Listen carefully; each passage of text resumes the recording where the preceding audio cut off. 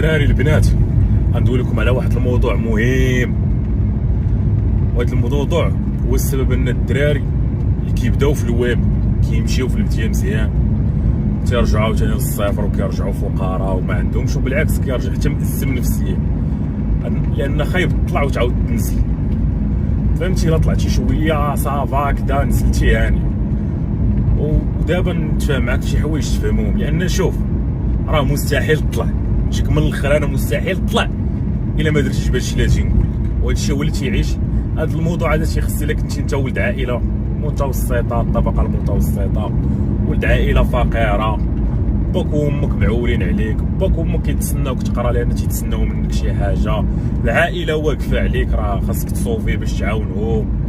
هذا هو هاد الناس اللي خصهم هذا الموضوع. كنتي من شي عائله مصوفيه باك وامك ما كيتسناوش وكسرا وليتي تبدا هذا الموضوع ماشي يفوت